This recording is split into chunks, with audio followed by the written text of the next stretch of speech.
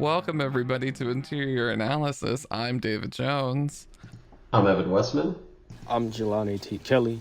and today we are going to be kicking off the first of our spooky season films with a classic, Psycho. Ooh, Psycho. Woo! There hasn't been enough said Woo! about this movie. Woo! Ooh. So yeah, I mean, we've all seen this. I mean, because we've had to in film history, unless we skip the day. But Oh, that's what Oh, it I is. never skipped film history. I don't know how anybody could. 4 hours of class? How? No, I was always very happy when it got canceled, actually. Oh, it was the best. I remember one time I was in the Starbucks by like Summit and I was just sitting there killing time because I was like, oh, I don't want to go to Urban Annex. And then I got the email and he was like, oh, it's not going to be happening. And I was like, yes. Oh my God, yes. And I went home and I cried. I don't think I ever reacted that strongly, but I was always very excited when we had to miss, or when we didn't have it. It was the best because that specific block, at least freshman year, was the 3 to 7. And during Oof. fall, winter, it would get dark and it felt terrible. So having that little bit of daylight was the best. But anyway, Psycho. What do you guys, how many times have you seen it? What number rewatch was this? What'd you think? What was the impression this time? Whoever wants to start. Yeah, I didn't like it. I didn't like it this time around. I'm so sorry to people in general, but in this particular case, I couldn't get into it. Man, we'll get into why I couldn't get into it. But this is my second time seeing it. Well, second and a half, because I paused it. It took me 3 times to try and watch this. First I time, noticed that from the text. I was like, oof, okay. yeah, first time I stopped. I think it was because we didn't have enough time, and I was like, okay, I could watch this at a later date. I'll probably do it tomorrow. It took me 5 more days to get back to it, and then couldn't finish it that second time.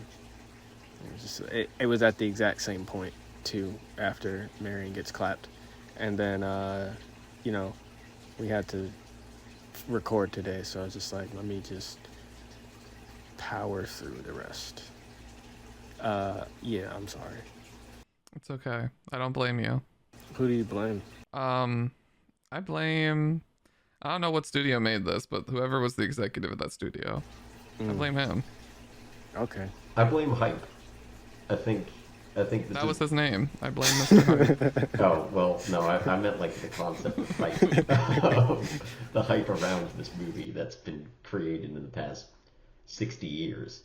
It's kind of ironically made it harder to enjoy, I think. I don't want to fully say that, but like, it's too bad because nothing that Hitchcock or anyone else who made this movie, like, it's not their fault at all. They made too good of a movie, and now it's become so famous that like anyone who watches it now is like, oh, well, what's the big deal? And they probably already know about the shower scene, which of course we're gonna be talking about the merits and effects of that later. But that I blame hype.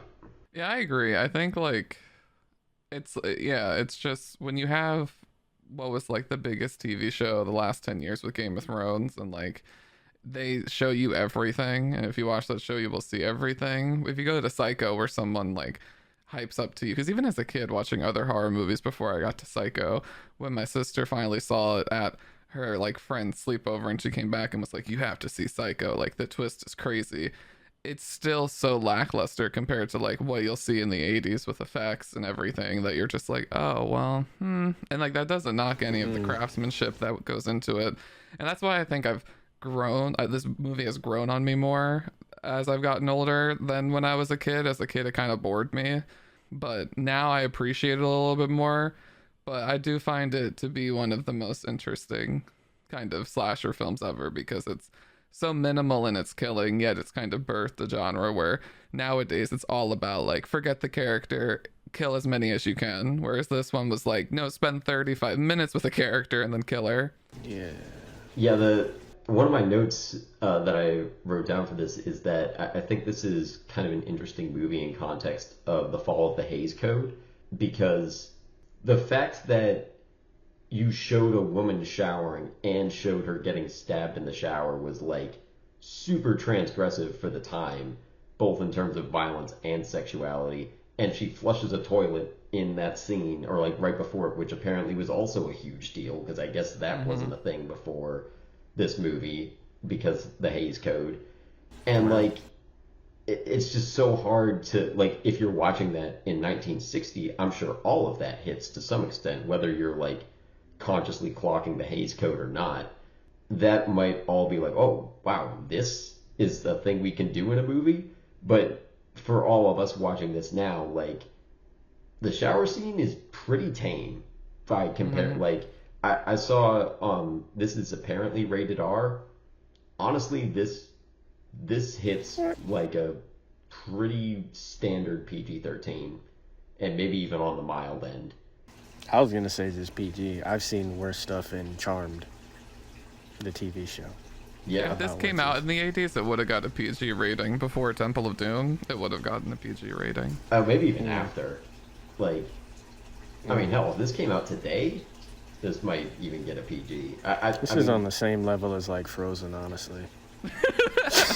I mean, I don't know about that, but like, but like, it might be on the same level as Shrek. Shrek was PG-13. No, yeah. Shrek is PG. Wait, the first one? All of them. No. I don't know where you get that misconception. No, but okay. I think it was I always confuse that, and don't laugh at me. I know get what that you're and gonna the Fantastic Four movies. Knew it. The first Fantastic Four movie was PG. Well, not the one with Jessica Alba and Chris Evans was PG-13. The second one was PG. But Really, Silver Surfer was PG. yeah. Yeah, that's how I was allowed to watch it in school for some reason. Okay. I really want to know the story behind anybody playing. There's no story that I In can tell you. school. That's how I saw that movie, was in school. Okay. We'll get too sidetracked if I continue down that road. What were we talking about? The Hays production code. Yes. But it's very true, because even like the opening scene, seeing a man and a woman share a bed together, like that wasn't even allowed. They had to have the curtain in films with the Hays production code, where they had to have a man in his own bed and a woman in her own bed, and if they're in the same room, they need to put a curtain between. And it's like, that's so insane. Don't they also have to like put their foot on the floor or something? Like they have to Yeah. show that they're like both their legs are not in the bed or Yeah. something. There's something weird like that. Maybe Probably. I might not be fully correct there, but I know. No, I heard remember something like that. Yeah. Because there was a bunch of just different weird little things like that, and this movie just was like, nah, I'm just not gonna care. So that's pretty wild. But nowadays it seems so tame, which is very interesting. Yeah. I didn't feel like she was really getting stabbed in the shower. I know, right? That scene's never really fully hit for me the way I've always wanted it to, even when I was a kid. Because it's like, you have to see the shower scene. And then I was like, oh. Okay. Yeah. I think the music does most of the work. The score is fantastic. I did make a note about the score. I was like, the score goes hard. This is a good score. That's my first note. Yep. Even in the opening titles, I said the score is great. Like, wow. Like, it is just, it's going really good. And I think maybe it's not exactly that, but I think the music from the shower scene with like the high pitched strings, like that's been like memed to death at this point. Oh, I don't yeah. think anyone's like directly referencing Psycho, but anytime like some meme or like Vine or whatever, or TikTok is trying to do like, oh my god, slasher vibes or like horror vibes, they use like the doo, doo, doo, doo. I'm not doing it Or- quite or right, but even- the, like Yeah. violins or whatever it is. Or I don't know where I'm getting this from when somebody is just making an ugly face or something. I feel like that I've seen that. Yes. meme. Well, that's why they try to make it look like someone's crazy. Like they have Yeah. crazy eyes or something. They're doing a weird face. Yeah. Or they like move their head fast and then, like they put the sound on it. It makes you think like that person's insane. Yeah. And that's just the power of this movie. Yeah, but I think at this point it's just become such a trope that like we forget that, and maybe this movie didn't even start it, but like I don't think like people doing that on TikTok now are trying to be like, oh, referencing Psycho. It's just, no, that's the thing you do because it's just become like, I don't know what to compare it to, but like It's in the zeitgeist. That's why I think it's that powerful. Like, Yeah, it's- they don't it's, know like what Psycho transcended is. itself. They don't know what Psycho is. No. I know Alfred Hitchcock is. They have no idea. Just some general notes before I get into the topic, because these are just like, they don't have anything to do. They're just like miscellaneous.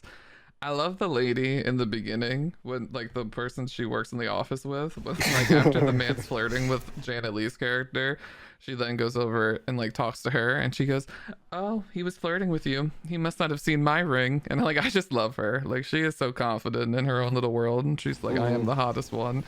And good for her because she's delusional.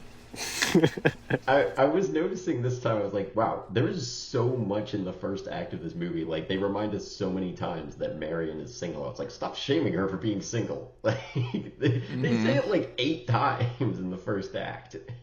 She gets killed for it. Better not be single, little lady. You'll get stabbed by her. Oh, do you think that's where the slasher sex thing came from? Yeah, probably. Shouldn't be single, but you also shouldn't be having sex. Or Jason, Freddy, Michael Myers. Halloween really drives that home too. They'll all kill you at the same time with some sort of sharp object. Yeah. Why is it always a sharp object? You know, that's just, why wouldn't it be? You're killing someone. I'm sure there's Freudian theories on that. Oh, no. Unless you want to use a blunt object. Oh. Yeah, where's this? I need a slasher with a baseball bat. Or like a 2x4. Plank from Ed, Edd and Eddy.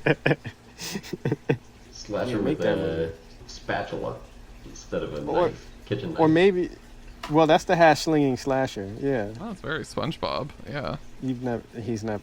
Okay. Yeah, I didn't know. He never saw it, but he wrote for the TV show 20 years ago. Oh my God. Or like, what if there's just a slasher that just like don't even have? They just throw hands. Just hands. Like you can beat the slasher, but like he's just too good, and he just be beating people up and killing them. So it's just like if Mike Tyson were a slasher. Now, I think a slasher does need to have a tool. I think that is a part of the implication. But if he is just barehanded and he's just like tearing people up, I would still watch it. Listen, I think I'm on to something. Have him walk in on 2 people having sex when they shouldn't be, and just beating them both up. Just beat them both to death. And keep going. I really want to know what that movie would look like. Anyway, off topic. Not entirely. I mean, yeah. Not to be honest. Wait, Evan, in your notes, you mentioned Split and Barbarian. Yeah, I was noticing this time, like, I think this really did pave the way for Split and Barbarian between the split personality killer or like horror villain and the like staying in an unfamiliar place with an unfamiliar person kind of thing. I don't know, that just hit for me this time. A movie that functions very similar to Barbarian. I liked that. That's what's crazy. I liked that beginning half before they started. All the characters just got stupid. Agree. The first 30 minutes of Barbarian is good. Yeah, because I'm tense. I'm like, all right, this dude, he's not normal. And then now connecting it, I'm realizing that dude was he was giving Bates vibes a little bit. Because he was saying weird things and still, being weird, trying not to be weird. And that makes perfect sense. And then the movie got stupid. But you're supposed to expect him to try to hurt her. Yeah.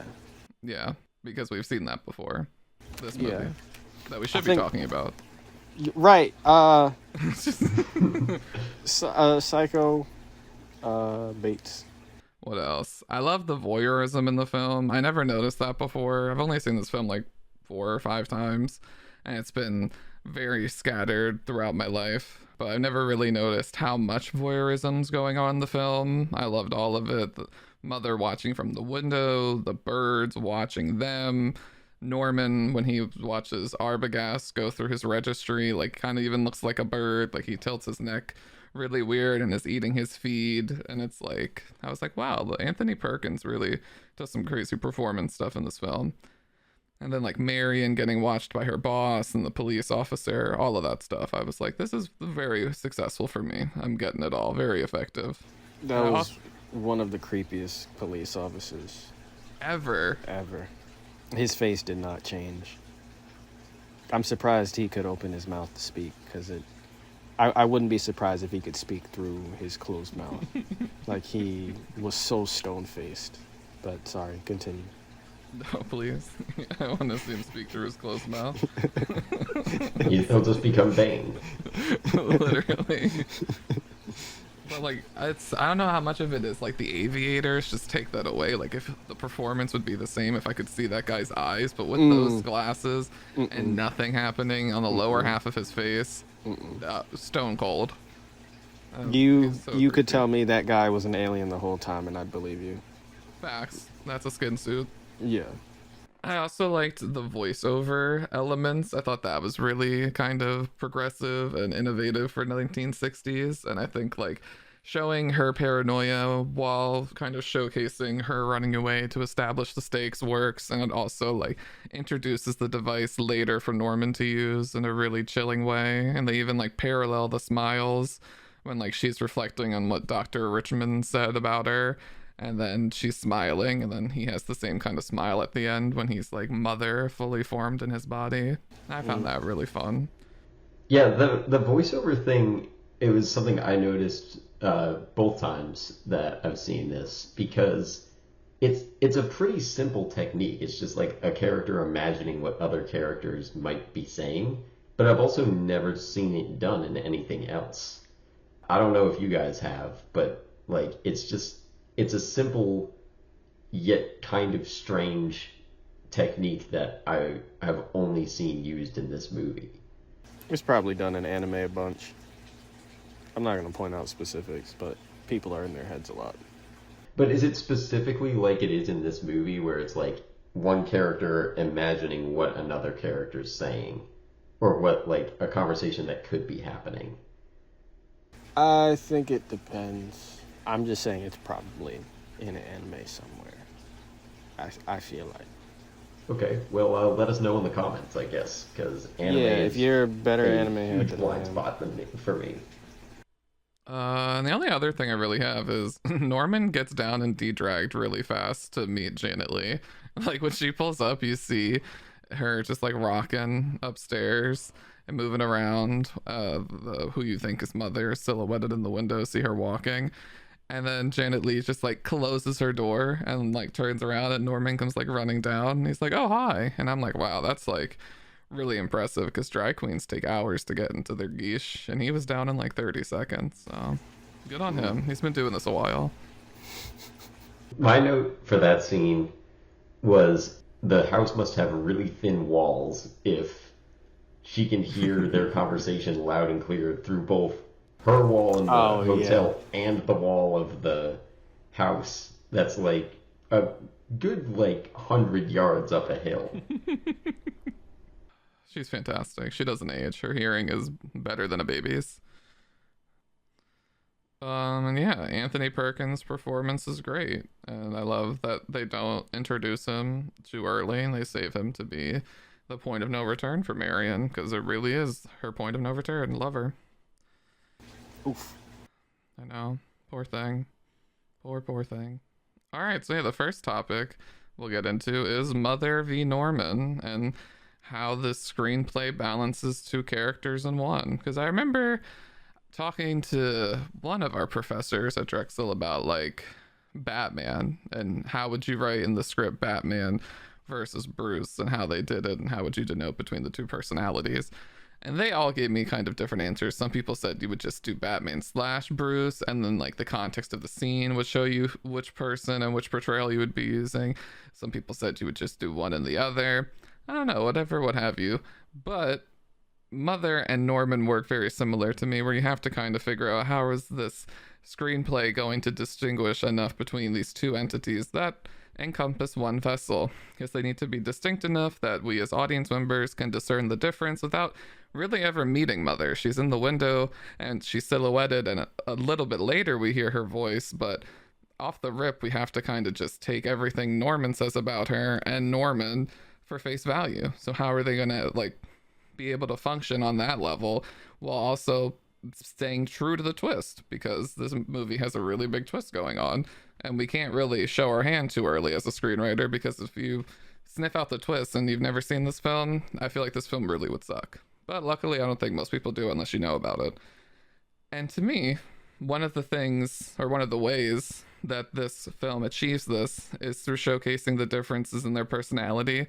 Norman is kind of stuck in this perpetual state of adolescence, to the point of it being kind of a detriment for him. He can't bring himself to say bathroom in front of her. When she calls him Mr. Bates, he's like, oh no, Norman Bates, Norman Bates. As if like, this like, he's like at least mid 20s to early 30s, as if Mr. is like offensive or too formal. And then like even the way he invites her to have dinner with him kind of sounds like if you've ever played house with like a sibling that's younger, or like a little cousin, and they pretend to be adult. Like he says, all right, take off your wet shoes and I'll be back as soon as it's ready with my trusty umbrella. And then like the meal he's preparing is like a peanut butter sandwich with milk, so even that is like adolescent. Yes. I know, could you imagine? You're on like the run from the law, you just stole so much money, this storm, you're in this crusty motel with this freak, and he's like, I'm gonna make you a peanut butter sandwich with milk. Like, get away from me. She's a better person than I am. And then with Mother, before we even see her, we get to hear her voice, and her voice alone is so different compared to Norman's. She's like succinct and assertive. There's no way to misinterpret what she says. She even threatens Norman for suggesting like that Marion could come upstairs, and threatens that she'll come down to like kind of deal with them, or deal with her herself. And at the time, we were not sure what that fully entails, but then we find out quickly why that would be so terrible, and is so terrible for Marion. And it's just kind of really interesting to find this balance. And I think especially in the conversation that they have finally, where they are eating, or she's eating really, and she says, or she suggests to Norman, why don't you like just like leave her, like she kind of seems toxic to you. And you see that switch happen in Anthony Perkins' performance, and Mother starts to come out, and Norman, like, instead of being all slouched and running on with his sentences, like, he squares his shoulders off, and he gets really rude, and he's like just short sentences that are hitting her. And I'm just like, oh my god, this is so chilling. So I just think it's a really impressive balance that the dialogue is doing and the performance is doing, that like really allows for both these characters to be portrayed literally like 1 second after the next, to kind of really give the split personality vibe. And it still plays when you know the twist when you rewatch it. So what do you guys think? Forgetting Mother was involved, quote unquote, helped my first watch of the movie, because I think it was spoiled for me, but I didn't remember the spoiler. I just know the shower scene existed, and when we started the movie in film history, I was wondering why it even started with Marion, and like I was just wondering when Dudes was going to show up, or so I didn't even, with my first watch, I didn't even remember Mother's involvement, but with this time around, it I think I forgot again. I think I forgot that it was split personality the whole time. I knew his mother was dead the whole time. I remembered that, but I didn't recall it being split personality or fractured. It was more than one personality. You get it. It definitely didn't hit like the first time, if at all, to me. It's really been too long for me to remember if I did have the mother reveal spoiled for me the first time. I want to say I didn't. Regardless, I don't remember how it hit for me first time around, and I did remember going into this time. I wonder if there is enough to guess it. Because, like you were saying, David, they never show us Mother, but they do have the overhead shot of him moving her body down to the basement. That might be enough to like, and the voice is different enough that like it could throw you off. I can imagine that there are people who maybe could fully guess the reveal. I don't know how many people might have done that, but I think there's enough doubt in there. Like, it doesn't trick you so hard, but I think it does enough that like there's a bit of mystery there. Like, you know something's up because the one cop at some point is like, wait, she's been dead for 20 years. So you're like, oh, okay, Hmm. there's something. But the split personality thing, I don't know if that specifically is guessable. Like the fact that they have the psychologist, the random psychologist who hasn't shown up before, come in at the end and just explain everything. I feel like that is kind of a signal that, like, yeah, maybe you couldn't really guess that. I also feel like that kind of character couldn't be in a movie now, or even in like the past 40 years, just in the sense of like, we don't want exposition that late. I don't know. Do you guys agree with that? I feel like just that whole, even though it's only maybe like 2 minutes, like the whole explanation of like exactly what Norman's condition is, that doesn't feel like a thing you would have in a modern movie. Oh no. And if Nah. it is, it would get knocked for it. Because it's Yeah. exactly what you're saying. Like when it happens, it's like, all right, and here is the 5 minute spiel for me to tell you exactly what you just saw. Because especially at that time, you're gonna be so just like, what did I just see? That dude was in a dress, and he was killing people, but he was in a dress. That's weird. So it was just, it would be so confusing. Like they would need the explanation. I think today you just wouldn't need the explanation. We've seen so many things, like especially for the content, it would just be like, whatever.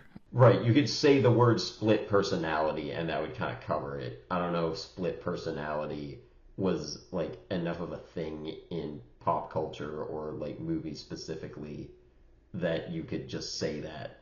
Like, I mean, to look at Split, they told us in all of the marketing, like, he's got 23 personalities or whatever. Like, we all kind of know that's a thing. And if we didn't know that's a thing, then, like, Split would have to actually kind of explain what split personality is to us the way that this movie does. Yeah, exactly. I think it would have been a different movie if Sam Jackson walked in at the end and explained. Kevin Wendell Crumb had 23 different personalities, and one of them was a beast. And if you got to the end of Split and didn't know that somehow, I don't know what was What going movie on. you just watched? But yeah. And then he recruits him for the Avengers. I mean, he kind of actually did that with. What was the next one? Glass. Glass. I'm here to talk to you about the Shyamalan Initiative. Oh god. But Who yeah, would I be in also that? think that speaks to the like the pull of the time and like what they want out of the impact of the film. Because like I think if you go into Psycho in 1960s and you're watching that movie, like you've watched every other film, if you say you're 20, and since like you've been born since 1940, like I think you're gonna take it very much so at face value of like good Americana, root for them, get the money, kind of go find the man, maybe go on the run and like live. And I think like her dying immediately is like whoa, and then like going full send into this whole new character, and then you add the drag element to it, it's just too much for like that audience at that time. I think nowadays people would look at it like it's so blasé and whatever, and you need like that extreme pull in the marketing to get someone in the seats because of what we've been conditioned. But like, and there's just so much more now, but like then I think it would have just been so like, what the hell. Yeah.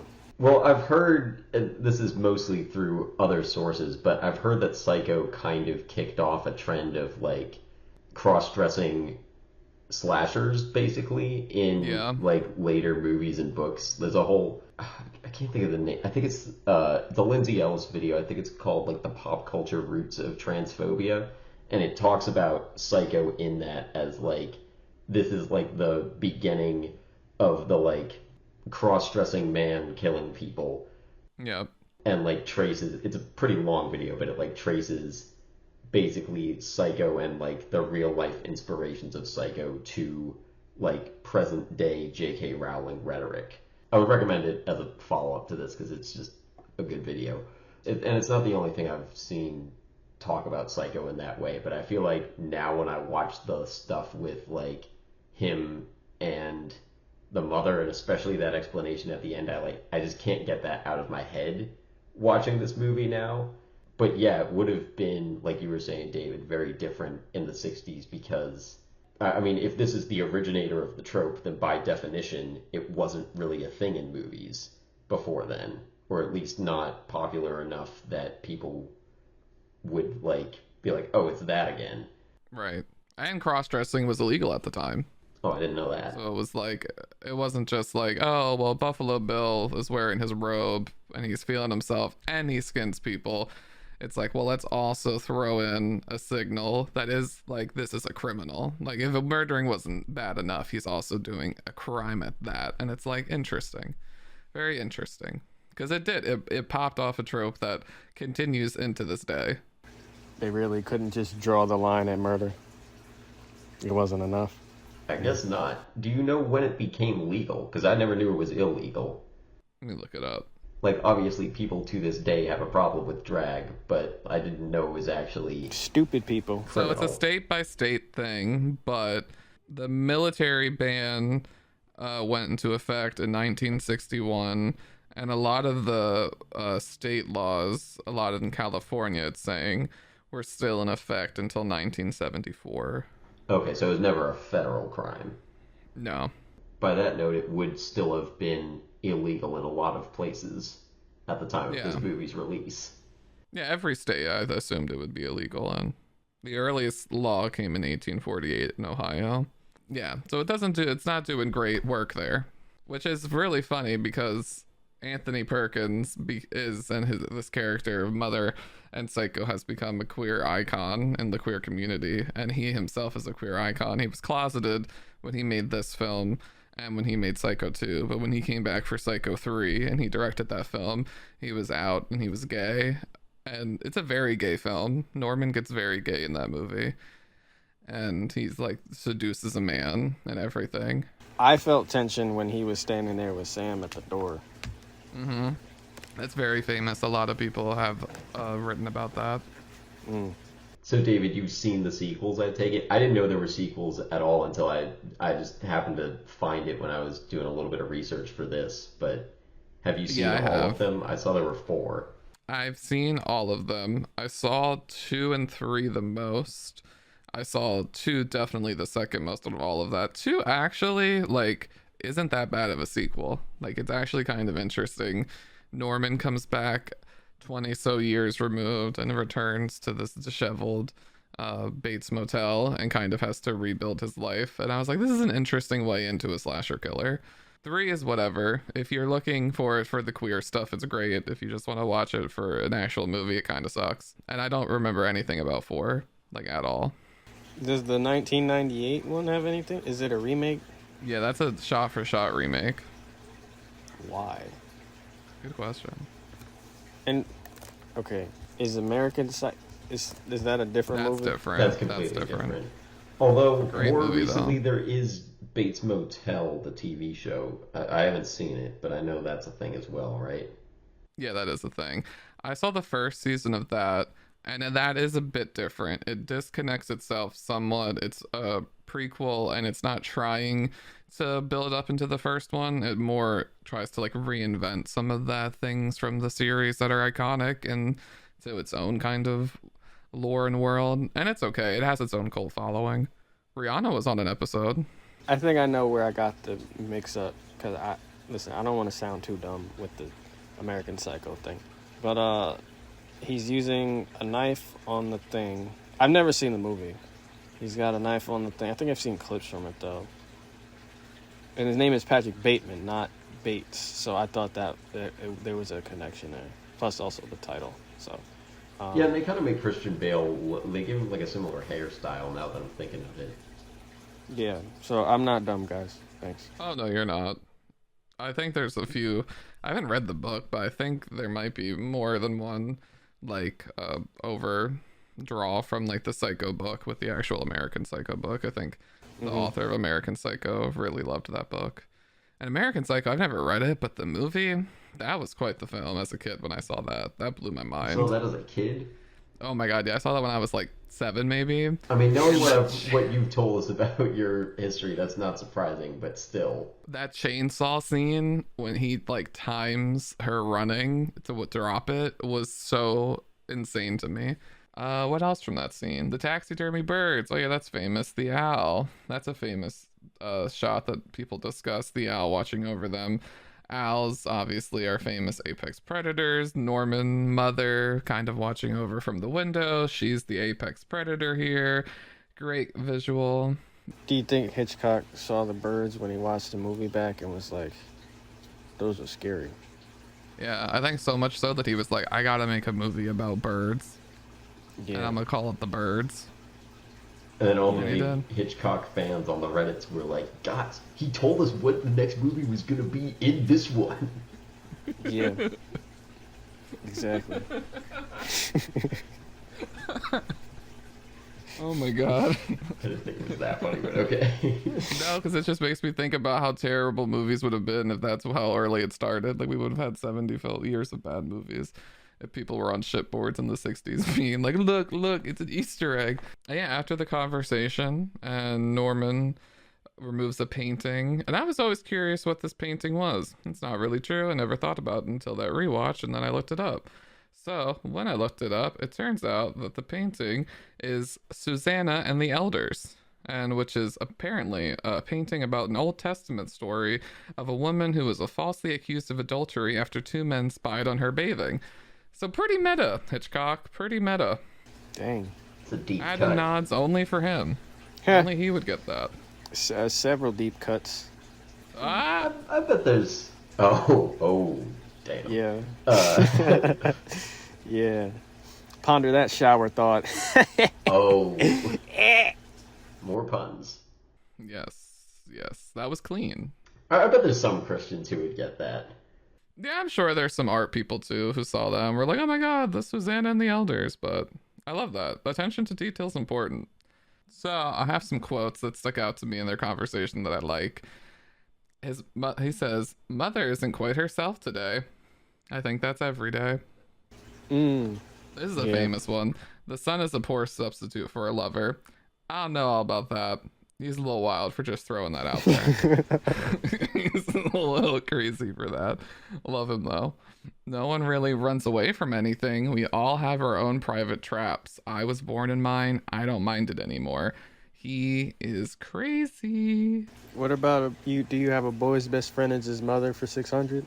I do. I do have a boy's best friend as his mother. Okay. And we all go a little mad sometimes. You got that up there? We don't, but do you guys remember that line in Scream? Because that's what, when we watch that is given in that movie too. So now you get the reference there. I probably missed it when... I know I've heard that as a reference. I probably forgot it was from this movie, and I forgot that they referenced it in Scream. Yeah, I'm sorry. I'm in this same boat as Evan. I'm just acting like I know to help. It's the iconic moment. He turns. Billy's like, "We all go a little mad sometimes." Well, I'm sorry we're Randy not all runs as in, big of Scream and fans as you, David. No, I'm gonna recite the scene. Hold on. Randy runs in, and he's like, "Stu's gone crazy. He's stabbing people." And then Billy takes the gun from Randy's hand and slams the door shut. And he goes, "We all go a little mad sometimes." And he's scratching his head with the barrel of the gun. And then pop, 2 shots in the Randy. Boom, Randy clashes on the table, down in the center. Sydney's gagged. She's like, "Oh my god, Billy, you faked it all. It was you this whole time." And then she runs to the kitchen, and there's Stu. Oh my god. Into the third act. Iconic. I'm so glad I got to get that out. You like that movie, huh? I love that movie. Iconic. Okay, so where was I? Yeah, the iconic shot of the owl, mother she's as harmless as one of those stuffed birds. I think that's really fun. Further driving home the predator thing with her, while also being super ironic because he's saying it to Marion Crane, who her name being Crane, and then Mother's about to come down and prove to her how not harmless she is because she's about to whoop ass. It's really great. There's just a lot of levels that line's working on that I really enjoy. And I love the detail that when the conversation's over, Marion tells Norman that her name's Miss Crane, even though when she first got to the motel, she signs it Marie Samuels. And I'm like, she's comfortable with him. Like, that little weird man actually won her over, because I would be very uncomfortable, especially when she's like, "Thank you," and he's like, "Thank you, Norman." Like, who else is in the light, Norman? Who I thought I was talking to you.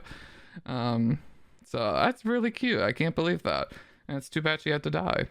I think Anthony Perkins' performance there is good though, because like, and again, Barbarian takes from this as well. I think he's playing it very well. Of like, this could just be a guy who's a little bit off and awkward, and like because of his like job and lifestyle, doesn't get to like talk to people very much.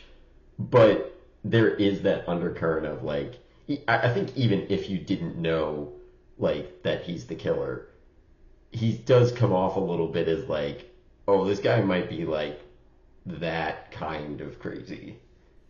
Mm-hmm. He plays it very nicely because I think his performance is brilliant. Mm-hmm.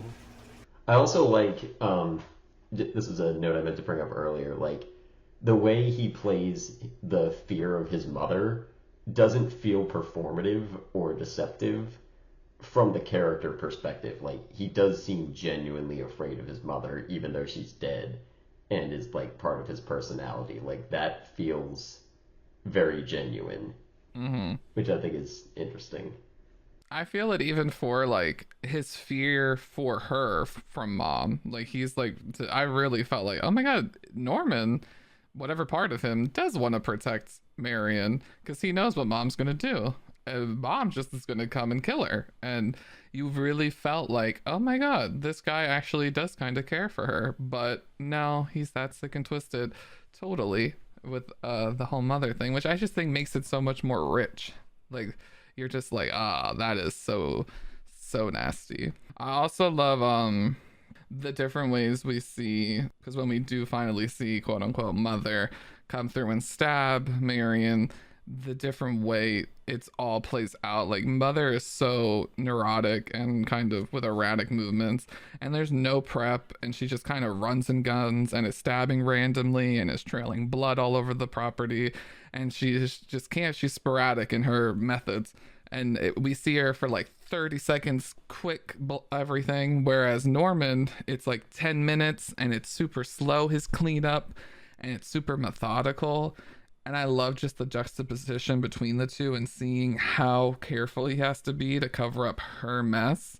And it also recontextualizes like a line that he gave during the conversation a scene prior about like, well, I'll do the errands that mother allows me to, that she thinks I'm fit for. And then he like laughs about it and you're like, okay, I don't know what that means. You're like 30, but whatever.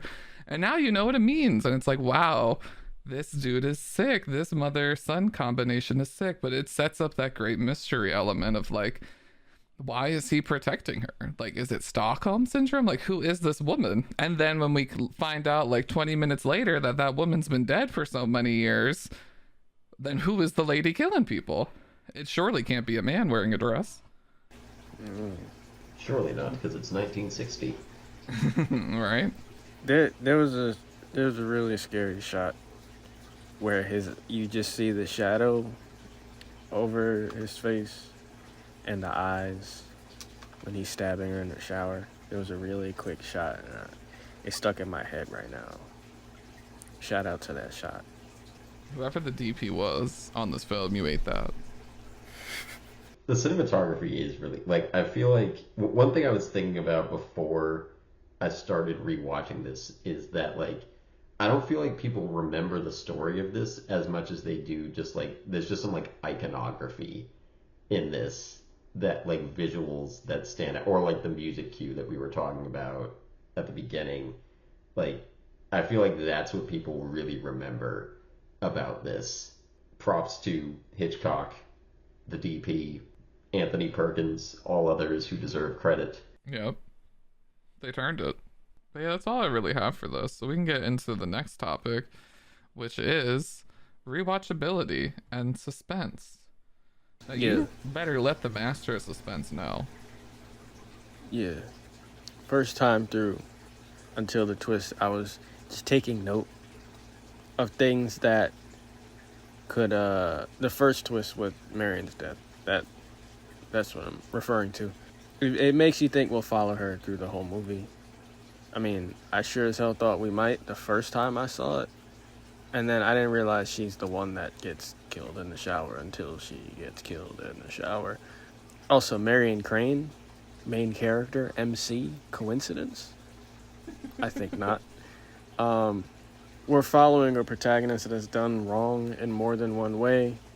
These are just like, I think these were like, we'll talk about nuggets as far as like dropping hints with twists a little later, but these are some really small ones I noticed going up until the shower scene. We're following a protagonist that's done wrong in more than one way, sleeping with a married man, stealing big bucks.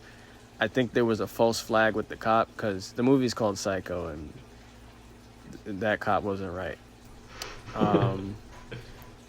False flag maybe with her, like maybe she's the psycho because she's thinking about a conversation that could have taken place with her gone. I don't know. And then she gives a little devious smile that David mentioned is repeated later by Norman or Mother. Rain leading her to the motel. I think that's just the smallest nugget possible. And then we start getting nuggets like warnings from Norman, like what David was saying about the quotes. Also, sandwiches and milk for dinner. What the hell? Switching eating location twice. I don't know why he did that. Unless you have an answer, David. So he doesn't want to eat in the bedroom with her alone because it's too sexual to be alone in the room with her. So he has to go back into like a neutral ground in the back office. Okay. Taxidermy birds. That's a red flag. Like no matter who you meet, if they just got stuffed birds all over the place, that's not. Unless it's a museum, get out of there. Then he says a boy's best friend is his mother. That's what are you doing? And then shots between Marion Crane. I don't know why I said her full name. Marion and Norman, with her looking up at Norman and Norman looking down as if it's a position of power. And then we all go a little mad sometimes. And then there's perspective switch to solely Norman in the motel watching Marion undress. Like David mentioned with the voyeurism. But there's also like that shift where we're not even really following Marion anymore at that point. And then she gets clapped. But with all that being said and all those nuggets I noticed upon this second rewatch, it don't work for me. The suspense rewatch, it does not work. First time I watched it was cool, though I knew about Norman being the killer, which confused me a bit when it looked like Mother killed Marion, because again, I don't think I remembered the Mother twist. This time through, I was kind of just waiting for him to rack up the bodies. I thought did he kill, it was 2 or 3 people? It was just the 2. Wait, right? Who was the third? 3, right? It's her, and then, no, it is 2, yeah. Yeah, it's just her and Arbogast. Oh, I thought it was 3. I could have sworn it was 3 the first time. But, yeah, I was waiting for him to just, because I thought he killed somebody in the swamp, but I think he just dumped the body there. With us knowing it's him the whole time and his mama dead, like, what is there to look for or forward to other than the quote-unquote suspense that I mentioned before? I'm gonna open the floor to some. I have more, but I'll open the floor to some comments. Well, as I suspected, my topic and your topic, I think, are going to kind of bleed together because my topic was making both halves of the movie work. And I don't want to, like, take it away but from what you're talking about, but this is kind of my answer. I think there is less, and I hate to say it because, as I said at the beginning, like, it's so not Hitchcock's fault that this happens with modern audiences. Like, this movie has become so famous that if you know anything about this movie, it's the shower scene. So you're just waiting for it. And I think the placement of it I didn't know about, but of course, like, that was the one thing I for sure knew about this movie going into it. I got shown that scene in high school. And the second half doesn't work as well for me. There are parts of it that do, and I'll get into that later probably. But I did kind of have a feeling this time of, as soon as Marion dies, I kind of checked out for a few minutes. Like, when Norman is disposing of the body, I was like, Yep. it's that thing of like, there's no dramatic question right That's then. why I stopped there both times, maybe subconsciously. Yeah, I think that's probably true because it's like it's it's that thing of like you want to know what's going to happen, and I feel like this happens with me a lot in a way that I very rarely consciously track. When there is a question that needs to be answered, even if it's not like a mystery per se, it's just like, all right, who's going to win? If you know the answer and that's the only hook there, then I think it does cause a problem. Like that's part of why I have an issue with sports movies, especially ones based on a true story, because if you're watching Miracle, uh, you know who wins. So there's like any attempts to build tension are just, and that's not to say you can't make those movies interesting, but if your attempts to do that is through tension, forget about it. Like because you've already lost as a filmmaker. You've already lost. I will say, and this is not my perspective, but this movie is one of only about 4 movies I've ever heard my grandfather talk about because he saw this in theaters in 1960. And I hope this kind of answers your question a bit, Jelani. But I talked to him about when I found out we were going to do this. I told him about it. I was like, what was it like? Because I've heard him talk about it before, but he basically just like summarized the whole movie to me. But he knew nothing going in. He just had like some random person recommend it to him. Went in knowing nothing. Him and his whole theater just had like exactly the experience that you're supposed to have with this movie of you get on board with Mary and you think it's just kind of like it gives you plenty to latch onto in that first half. It's like, okay, there's a whole story that's already happening here, and then boom, your main character's dead. What is the rest of this movie? And I don't know if anyone has had that experience in the past 50 years watching this movie because of how famous it is, which is like, it's too bad because it became too famous to do its job correctly. Like it did it too well. But yeah, like he was telling me his theater freaked out when the shower scene happened because it comes out of nowhere. Like there's no, I'm going to take back a point I was going to make, which is that I was going to say there aren't any like hints or foreshadowing of Marion dying. Jelani, you made some points a few minutes ago that were pointing to some hints and foreshadowing. I still don't think there's a lot. Oh, but, no, there's not a lot. And I feel like just with the way that movies were back in the 60s, it doesn't, I don't think audience would be tracking it like that the way we might now. But there's really nothing to prepare you for it. And again, given what movies were back then, like, you just don't expect that level of violence if you're watching this in 1960. You don't expect there to be a scene of a woman taking a shower if you're watching this in 1960. Like, that alone is kind of a surprise, probably. I don't know if I want to say that, like, this movie doesn't work in both of its halves, or if, like, it works if you know the twist. Because parts of it do, I think.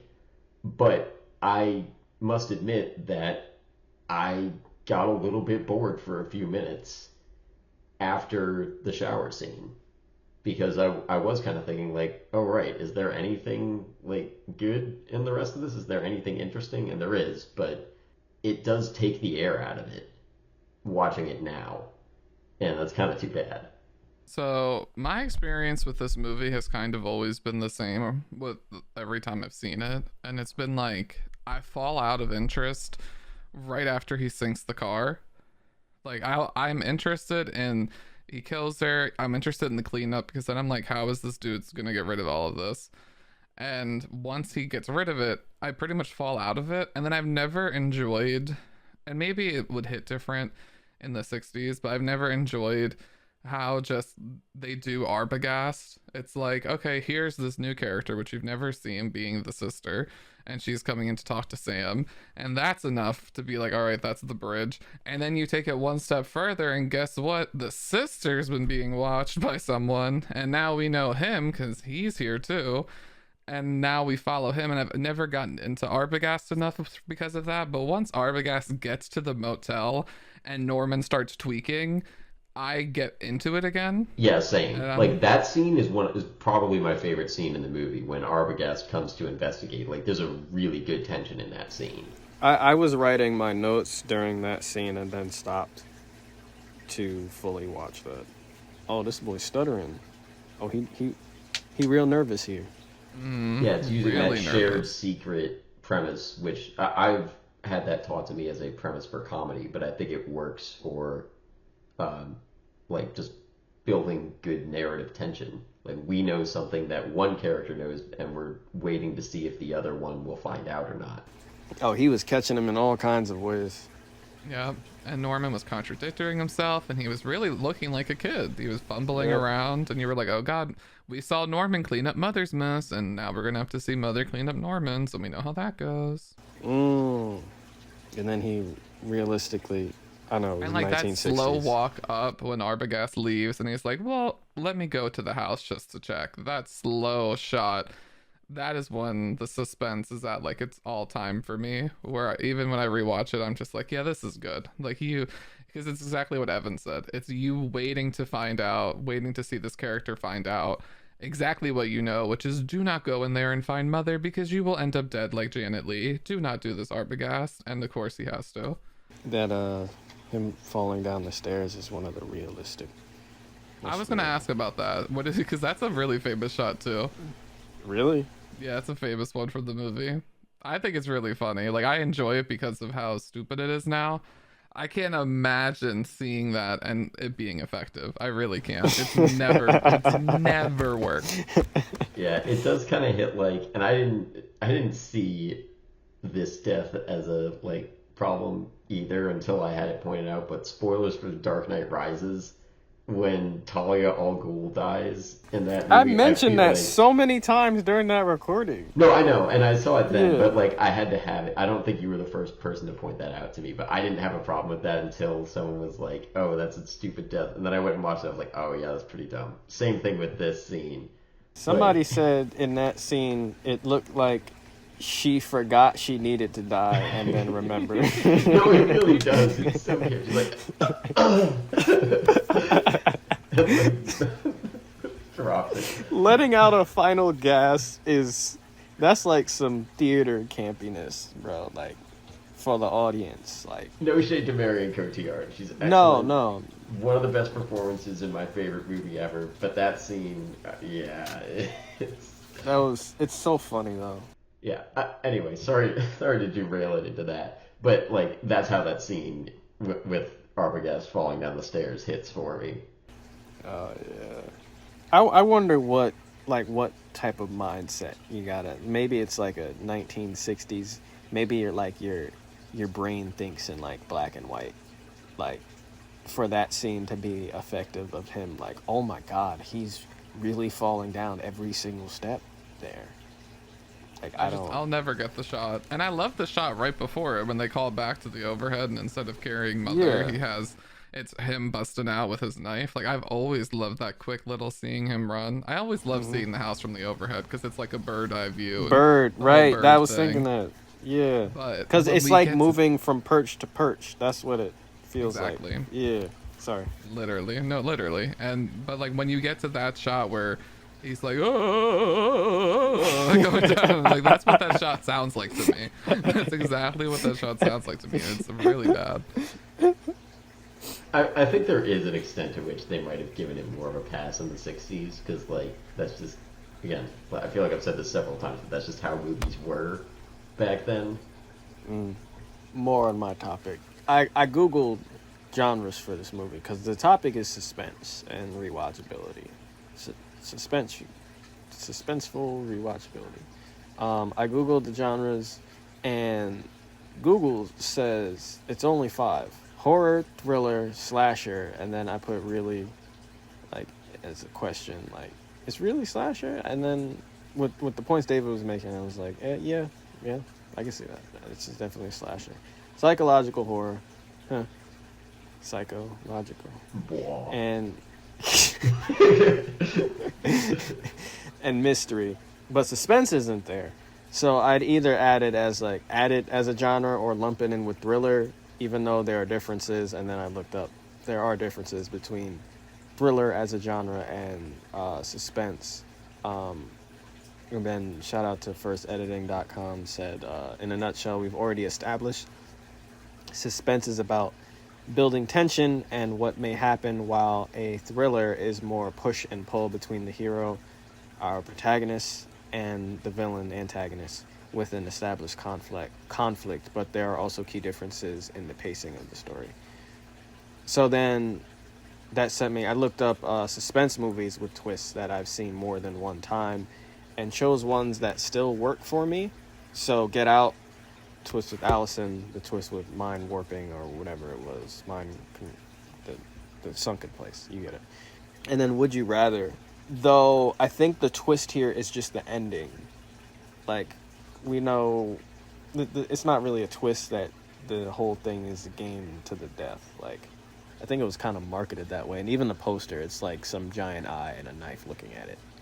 It's still a thrilling watch up until the end, Would You Rather, but the movie doesn't hinge on its twist, even though it's the entire reason the main character, Iris, is there. The rest that I've seen when I looked up suspense movies with twists, but not more than once, to know if the twist still works for me, I'd have to rewatch them. Movies like Orphan, Us, Seven, Coherence, Exam, Identity. So I could only list Get Out and Would You Rather as movies I've seen more than once. I have a few others, but I don't necessarily want to name them because, like, sometimes knowing there's a twist in something like is a spoiler in itself. Oops. So I don't. And some of them, many of them, are things that I want to cover on the podcast that I know you haven't seen.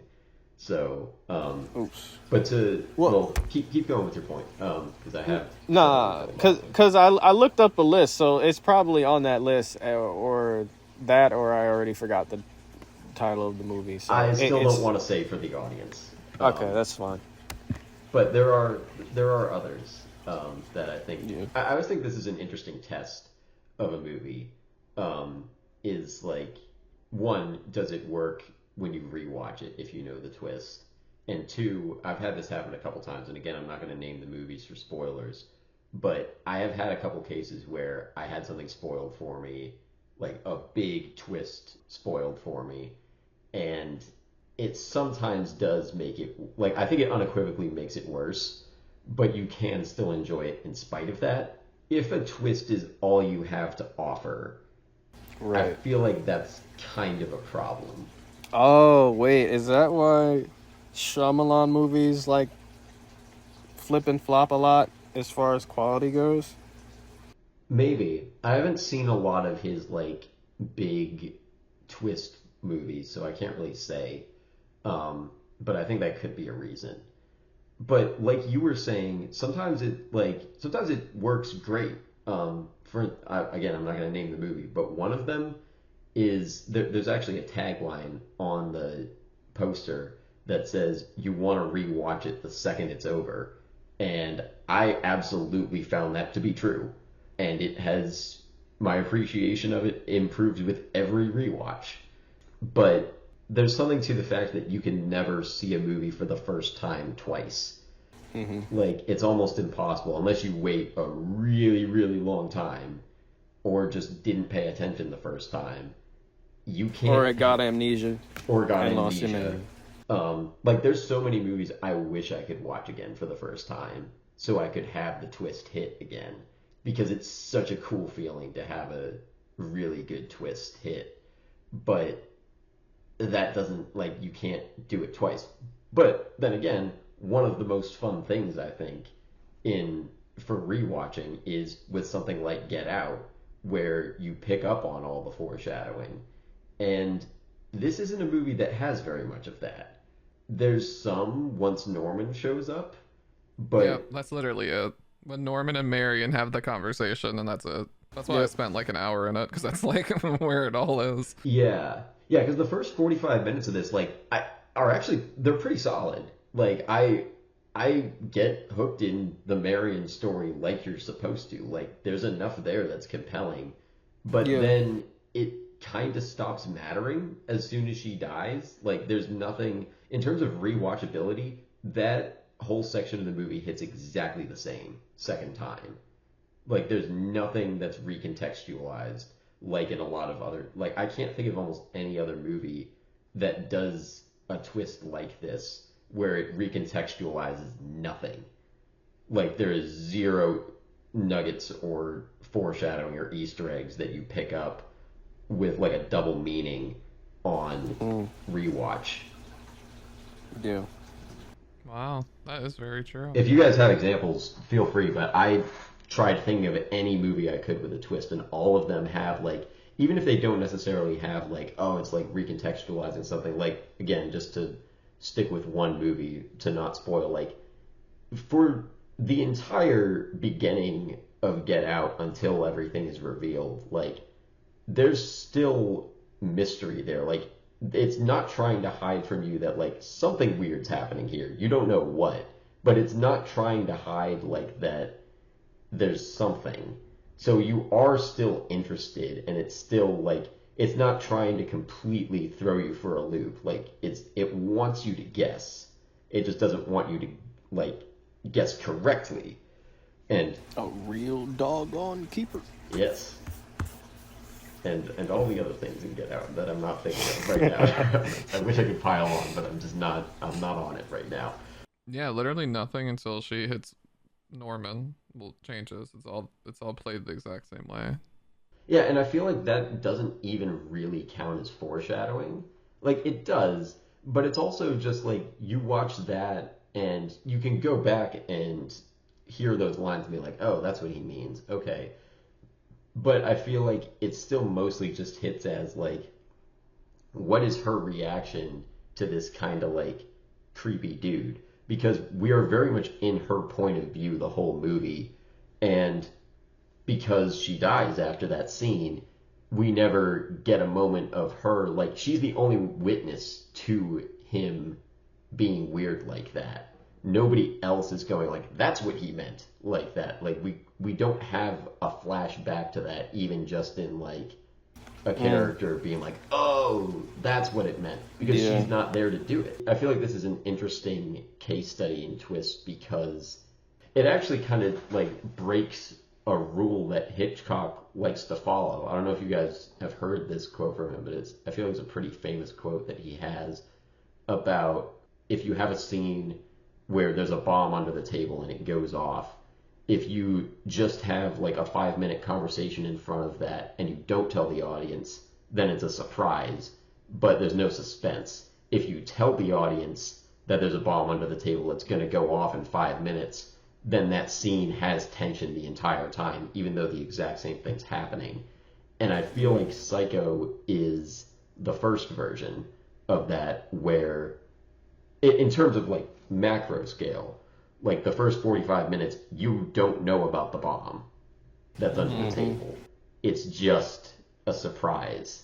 And I don't want to fault him for that. I think that's a perfectly good choice, but it's interesting that he has like spouted that as a like storytelling technique so loudly, and or just that he does it at all, but he doesn't do that here. Yeah. Yeah, at least for the first half, because I do think you feel it without the albatross scene or whatever his name is. Yes. Armageddon. Abigail. No, absolutely. That's very true. Because Like, that's like when we feel the suspense that like he's famous for quoting. But yeah, the first 45 minutes is just there's no way you could ever predict or prepare for that. There's no way the voiceover and her devious smile would be like, all right, and in 15 minutes a cross-dresser is gonna kill her, and then he's gonna have that devious smile because it's his mother living in his head. Well, when you put it like that, no, I couldn't have guessed that. now I'm Could you imagining some imagine? pretentious dude in the 60s, like, on a date next to, like, in the theater being like, oh, I can see this coming. Like, she's gonna get killed. You know somebody acted like they saw it coming. I They could guarantee have just somebody seen it did. first and then act like they hadn't seen it before and then Yeah. done that. I bet you they did that just to be cool. Be like, oh, I'm gonna come in and spoil the twist, and they're gonna be shocked that I knew it. The They're gonna think I'm lamest so flex smart. of all time. Too bad nobody could record it back then for the internet. You know? Everybody he missed could out. get those sweet YouTube views and clicks. The high seas had not yet been invented. The high C, the juice? No, like, like piracy. The high seas. Oh, Orignally. Arg, maybe. My doubloons. My doubloons. All the views are my doubloons. So to wrap up what I had for my topic, this time around I found myself disinterested. I wasn't rooting. Oh, this is another thing. I wasn't rooting for anyone. I wasn't interested in the plot or anything. Like, that's why I think another reason. That's why it took me 3 separate times to finish. Yeah, and the when I stopped the first 2 times, it was around the same point right after Marion's murder. Yeah, like once she dies, like I'm just like, okay. We still have a whole other half of a movie to go.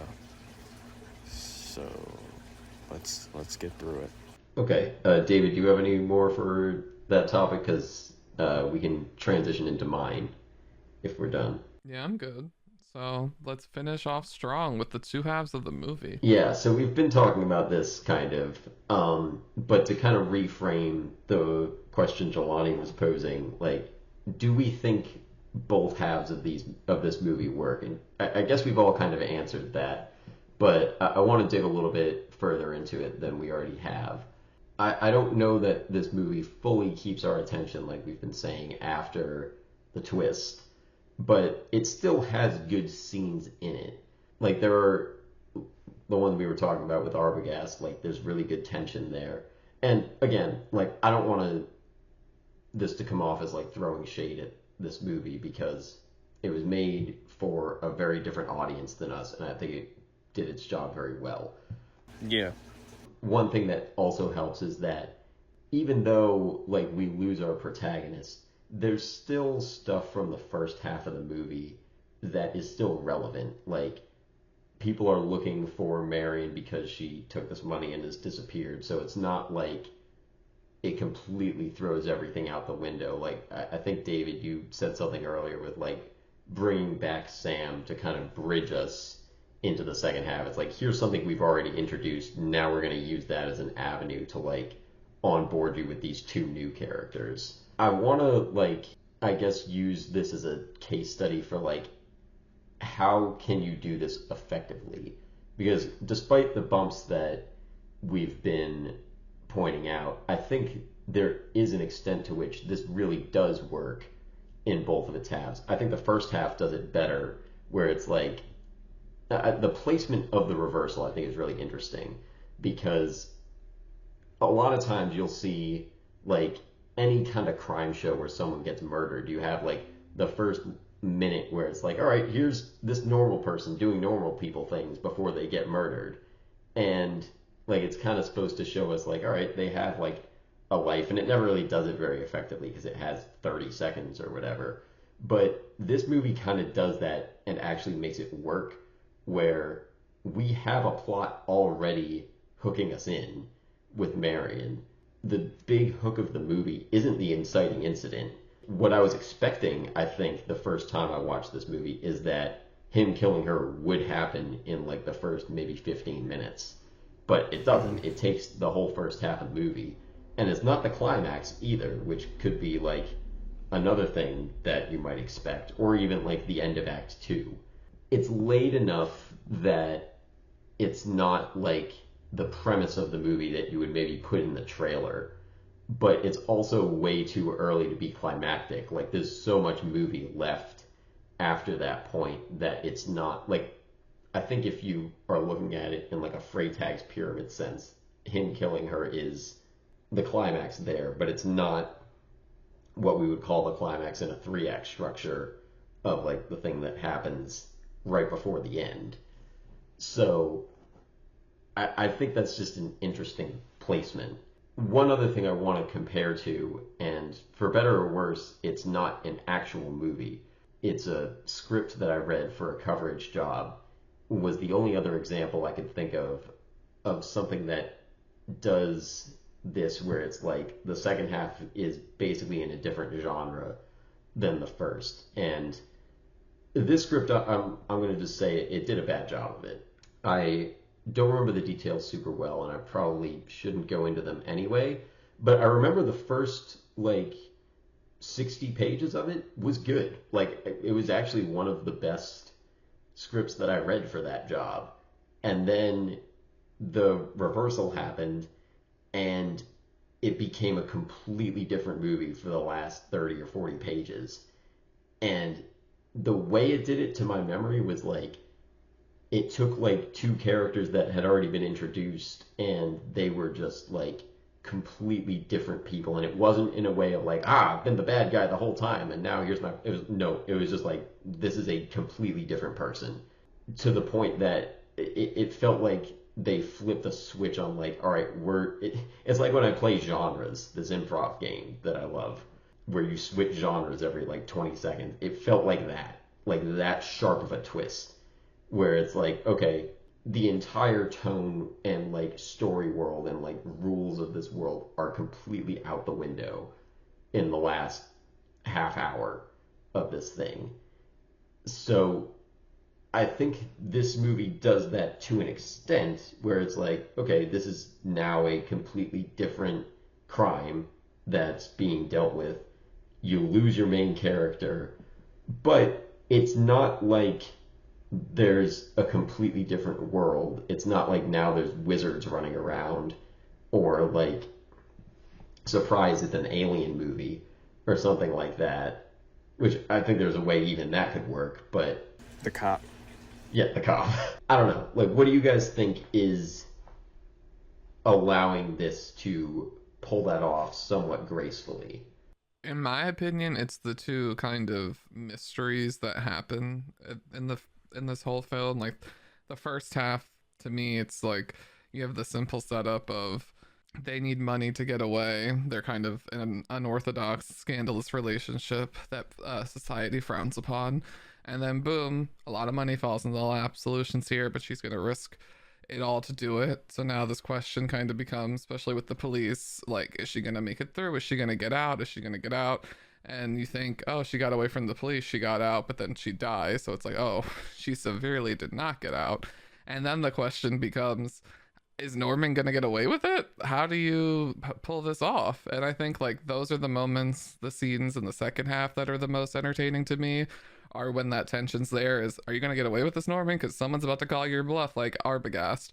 And for the first half, the scenes that work the most for me are like, are you going to get away with it, Marianne? Because there's your, like, boss right in the crosswalk looking at you. There's the police officer tailing you. Like, someone is on you. Yeah, it gives us enough that we have investment in that. Like, there's enough Right. movie plot things happening there that we're already hooked. And like that's where I kind of can carry through, and I can see kind of the audience is kind of carrying through. But as far as like connectivity, where like there's a satisfaction, I don't get a lot of satisfaction from like the two halves of these films connecting in any sort of like way where I'm like, oh, okay, yeah, that is, I need that for that. More so, like, I can watch them distinctly. Like, I can watch all of the like Norman Marion stuff and just like never watch anything else from this movie and be completely satisfied with my experience, because that's where like this movie is really in its stride for me. Honestly, yeah. I don't need the second half. I don't think I need it. But I think that's why I didn't need it those first two times I tried to watch it. I also think we can learn from this to include stronger nuggets about the reversal or twist to give more value to rewatchability. Because once it's Norman and Marion, like you both said, I was kind of invested prior to Marion's death, but I was thinking, like, how does this movie become that? The shower scene. Like, how does somebody die in this movie if she seems like she's well established already? She has her own issues going on. Like, what are we doing here? And then she dies, and then the other half of the movie works. happens. Again, like David said, like the bridging, it doesn't work for me either. Yeah, I couldn't latch on to anything. I didn't care. It's kind of a strange catch-22 because if you don't have that first half that does hook you in and give you like Marion's whole story, then in theory for like the 60s audience watching this, that twist doesn't hit the right way. But now for us watching it with kind of different sensibilities, like, again, I think the first half of the movie is still pretty compelling in itself, but as I said earlier, it really takes on zero extra meaning on rewatch because by design, there is nothing in that first half that gives you any indication of what's coming.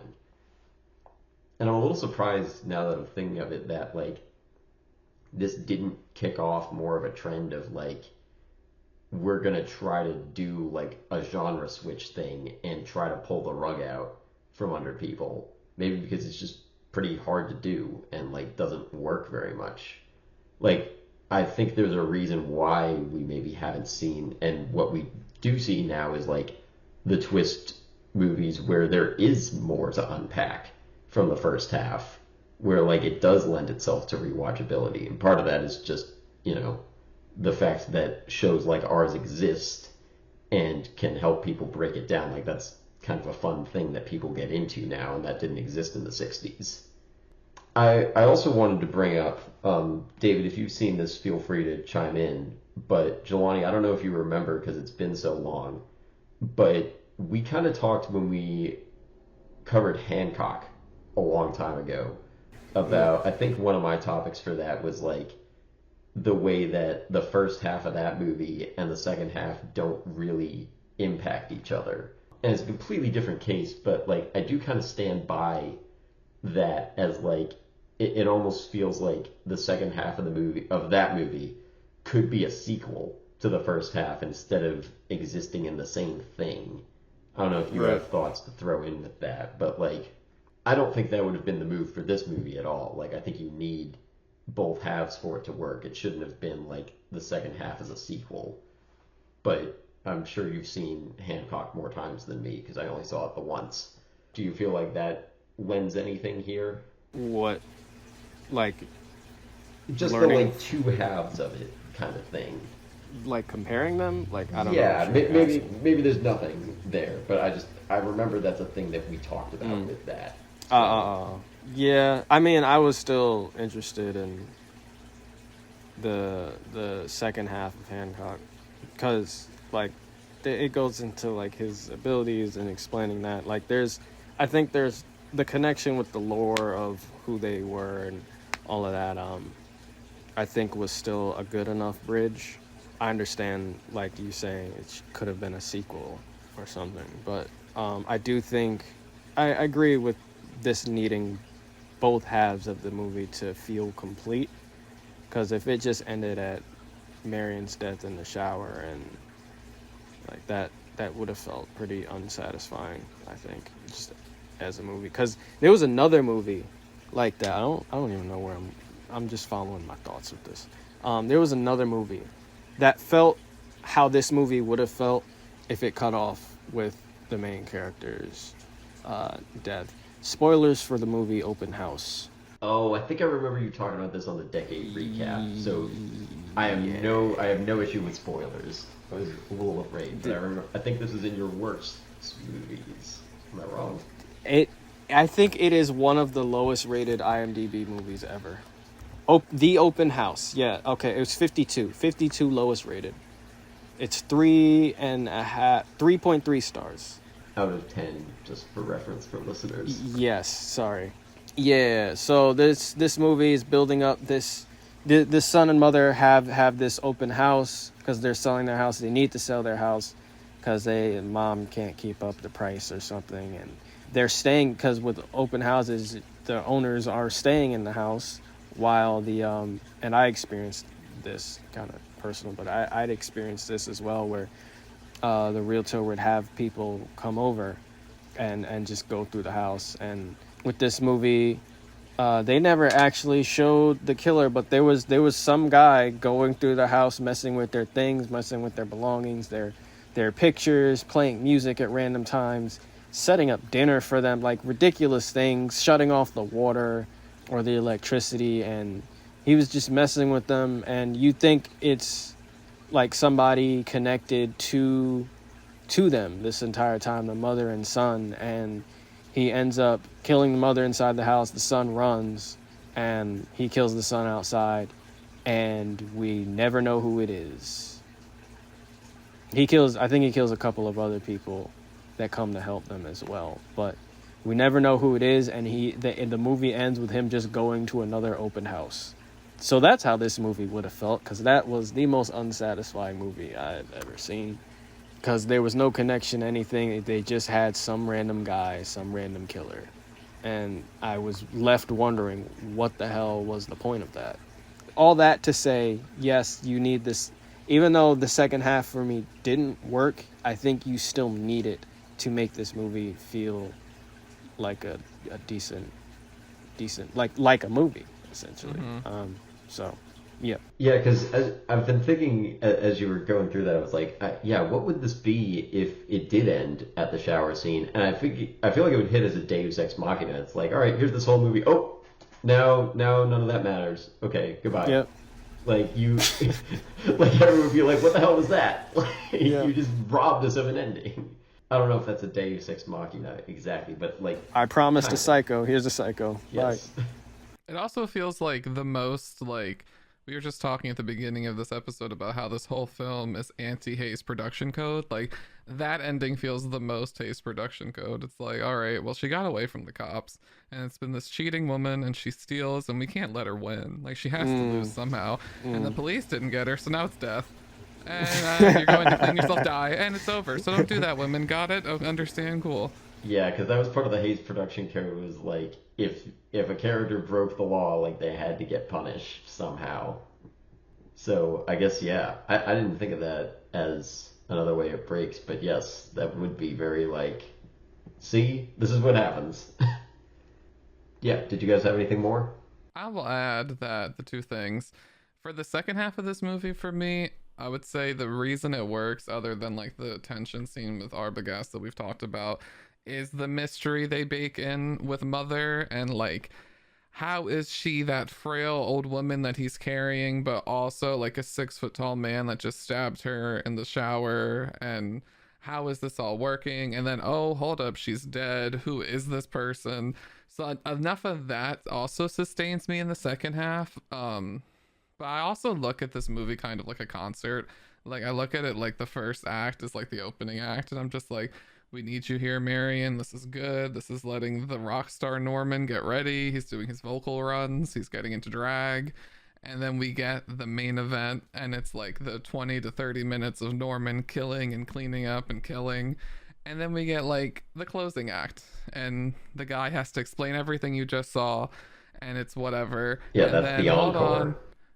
Well, here comes the encore to me, is when we get Norman and we get the voiceover and the smile and the one final performance by him, and it's like, no one will see me harm a fly. Like that part is so great to me again, that like I can sit through the 5 minute exposition fest because of that one scene that's tagged on after it. Okay. I don't know that it hits like a concert for me, but I see the comparison. Come to think of it, I don't know if any movie hits like a concert for me. Except probably Rocket Man. Yeah, because it's like I completely agree with what you guys say. Like you need those parts to make this movie happen, or else it just won't hit the way it has to hit. But within that, the best moments do come within the moments we discuss. So Yeah. it is that catch-22. Yeah, I feel like almost the takeaway that I almost want to take from this is like, don't make your movie too good, or else nobody's gonna like it in 50 years. Because I feel like that's like all of the issues that we have with this movie is because it did its job too well and got too famous. Literally. Psychologically. It is just in the zeitgeist. You hear that sound and you just know. You could never have seen Psycho, but you hear that sound and you just shrill. Yeah. Beautiful. I wonder if people are going to say that about Get Out in 50 years. I hope so, because I think the sunken place at least is going to be like just conversational. Like I say that just to express myself often, especially with like depression. Like there's no better way to describe how you're feeling to your therapist when you're depressed than being like, I'm in the sunken place. So like God bless him for that. Because it Yeah. really feels like you're just like watching through your eyes and you're like, what is this? Who is in my body? Yeah. I guess we'll see, because Get Out's only 6 years old at this point. But But it's timeless. already, like, yeah, it's already referenced so much. Modern classic. Modern classic. For real. It is. I think we'll still be talking about it in 50 years, but I don't know what, like, that means. Like, I guess for us relative, because we're all children of the late 90s, so I guess the people born in, what, late 2050s will be to Get Out what we are to Psycho? Am I doing my math right there? I'm too lazy to. It's 40 years after, basically. So yeah, 2057. Like, people born around then will have that kind of context around Get Out. Already graduated, Evan. We I don't all do math. graduated. I don't want to do math no more. So maybe one day we'll be telling our grandkids about how we saw Get Out and how it blew our minds. And they'll be like, cool, I don't get it. Racism doesn't exist, Grandpa. What a strange world to live in. I mean, that's the dream timeline, whether we get there. Well, Oh, no, it's never coming. 2057 is an ambitious goal, I think, but it would be nice. It's also like scary if you really think like to come from where we are now to our grandchildren to look at you and say racism doesn't exist. Like that's like wow, a lot has happened. Yeah, That feels kind of brainwashy. it does feel kind of brainwashy. Unless everyone just does a really good job in the next 30 odd years. Everybody needs to be the same shade of skin and be exactly 1% or whatever percentage of every single ethnicity on the planet. Well, then some very scary things are going to happen to us over that time, because I don't think any of us qualify there. But then, even then, we'd end up in the Fairly Odd Parents episode.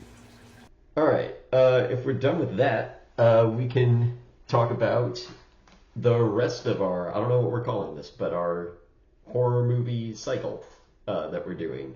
This is the first one, and then after this, all three of us are going to pick another 3 horror movies. Well, okay, sorry, we're each going to pick one. Yeah. At the moment, the picks are, mine is going to be Nope, because I love Nope. Jelani has picked Final Destination 3, and David has picked the original Exorcist. So, I'm not exactly sure what order we're going to do those in. I think Nope is going to be next, because I think my pick's next. Yeah. But then we might switch that up, I think, for the, because there's a new Exorcist coming out, right? There is, and funnily enough, so this is a fun story. It has been slated for the past year and a half for this movie to come out October 13th of this year because it's a Friday the 13th. Great marketing, simple, Friday the 13th, October, new Exorcist movie. It just makes sense. Well, a certain someone named Taylor Swift announced that her tour will be in theaters, and that broke all the records. And now Blumhouse has officially moved what was slated for a year and a half Oh my to god. be released October 5th because they do not want to compete with the power that is Taylor Swift. She's a menace, So bow a down. criminal. She's stealing the theaters. Beyonce had one of the best albums of all time. Beyonce had one of the best albums of all time. Oh, that's iconic. That will go down in history. You guys are gonna have to tell me what that is after we start recording, because I don't know what you're talking about. You don't know Yeezy? Oh wait, is that the thing where Yeah, when he Kanye ran up interrupted at her? the Okay, I VMAs. guess I do know about it then. And Beyonce's like, stop. The camera's on her. I'll She's let like, you cut finish, it. but I'ma let you finish. But He really stopped her. no, he did. Anyway, okay, so those are our upcoming episodes. Get hyped, get scared, watch Nope, or watch all 3 of them. But I especially want to plug Nope because I haven't seen those 2, and Nope I just would slaps. not recommend Final Destination I'm trying to watch it as soon as possible so I can get over my paranoia as soon as possible, because I've never actually seen one of those movies all the way through, and I'm scared. Thanks. So that will be fun. You can also check out our YouTube channel and our Patreon bonus episodes. We recently did a watch along of Mean Girls that will be up on the Patreon once I figure out the technical issues. But there are also other watch alongs on there already for Mission Impossible 2 and Chicken Little. Bang. Yep, they are bad movies, but they are fun watch-alongs. Yeah, our logo is by Kelsey Hendry. I am on Letterboxd at ev_Wes, and where are both of you? I'm on Instagram at Jelani T. Kelly, Twitter X at Jelani T. Kelly, and I really want to watch the first Transformers movie all the way through. As a watch-along? In general, I saw it was on my TV, and I was just watching some clips from it, and I was just like, yeah, this is good. This is good stuff. I am in the trunk of Marion's car at the bottom of that swamp pit. I was hoping it'd be there. You're getting It's great motel signal. property. Great signal. I do. It's a fiber optic cable. Not a whole lot of oxygen though down there. Don't need it. Well, I am a lizard person. In a oh, skin suit. like the But now cop. that Like the cop. exactly.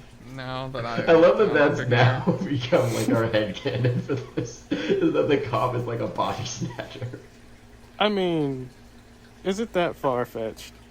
No, she I was love dying it. either way. I just was not expecting that to be one of the things that came up in this episode. Hey, ma'am, can I see your license? Well, yes, it's right here. Sorry, I got so into the 60s voices watching this.